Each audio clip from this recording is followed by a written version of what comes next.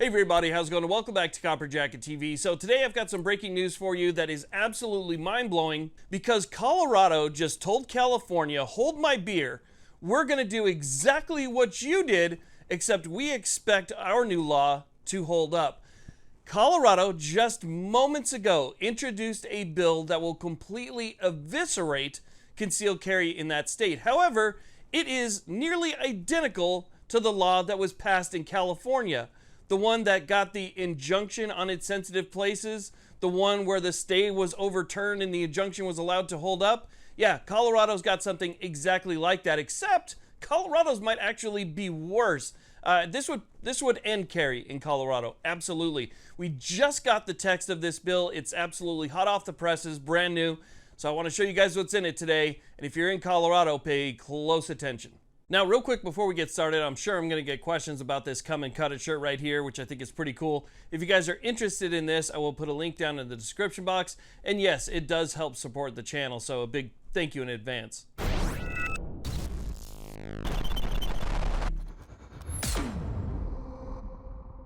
Okay, so people in Colorado, now is the time to start making some phone calls to your legislators because there is some stuff going on there and it is not good. So like I said before, there is a bill that was just introduced today that would essentially eviscerate carry in the state of Colorado, and I mean that wholeheartedly.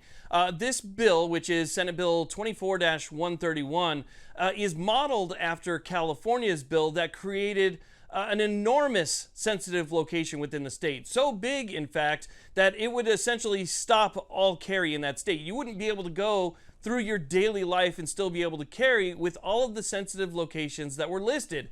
This bill in Colorado follows that very, very closely. There are quite a few sensitive locations listed here. Now, Colorado and any other state that I'm aware of that has some type of permitting process for a license has sensitive locations already. As a matter of fact, I believe even in the constitutional carry areas, you're going to have some type of restriction as to where or not you can go, right? However, this takes it to the next level. This would make it nearly impossible for you to actually use that permit, if you had one, to go about your daily life. Now, with that being said, let's just dive right into it. We'll take a look at the bill and exactly where it says it wants to create a sensitive location. So first off, the bill starts with what I consider to be just a complete lie.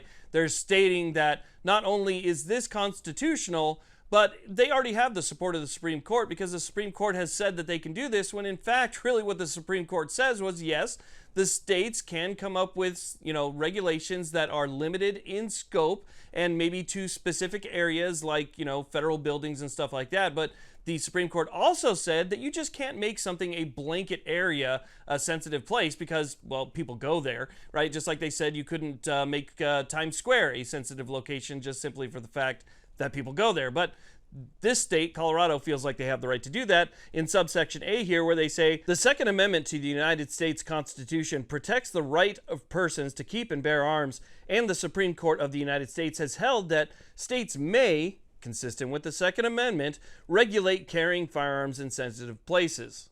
Now, scrolling down a bit, this is the list of what would be considered a sensitive location under this bill. So it says, a person shall not knowingly carry or possess any firearm, whether openly or concealed, and whether loaded or not loaded in any of the following locations, including their adjacent parking areas: a public park or playground, a recreation facility or community center, a property open to the public while a public gathering, public assembly, or special event is conducted, including demonstrations, marches, rallies, a public or private hospital, nursing home, clinic, medical office, urgent care facility, or other place at which medical or healthcare services are customarily provided. I mean, you can almost take this word for word from California. A facility or office that has medical, mental health, or substance abuse professionals who provide evaluation or treatment for behavioral, mental health, or substance disorders. A dispository, a property or facility owned or operated by a church, synagogue, mosque, temple, or other place of worship without express permission from the operating authority. So they probably have to put up some type of sign that says that you're allowed there, which kind of defeats the purpose. A stadium or any place at which a professional, collegiate, high school, amateur, or student sporting event is being held, except as permitted to the subsection. An amusement park, aquarium, carnival, circus, fair, museum, water park, or zoo. An establishment licensed pursuant to Article 3, Title 44 to sell alcoholic beverages. We'll skip that next one. A courthouse or any other building or portion of building used for court proceedings. In a building or real property or in a portion of any building owned, leased, or operated by the state or local government or the adjacent grounds unless prohibited by local government as described in subsection 4B of this section. At a location where state or government or local government meetings occur unless permitted by a local government as described in subsection 4B. A correctional facility, a public library, a shelter, residential, or programmatic facility operated by the state, daycare, preschool, the campus, or premises of any public or private community college or university. Now, it goes on to list anybody who is excluded from these new sensitive locations, but in order for you to have that exclusion, you pretty much have to work for the state, the federal government, or some type of locality. Now, one thing you want to keep in mind here is that this list is not complete. They want you to think it's a complete list, but it's not. Because of the whole parking lot thing, there are a lot of other places that are implicated in this. For instance, you may go to a strip mall or a outdoor mall or, some big shopping area that has an urgent care, which is a medical facility in the same parking lot. So on this side of the parking lot, you have your urgent care, your medical facility, and then on the other side could be a grocery store and a whole bunch of other stores that you might need to go to, throughout your day, right, just to do your daily business.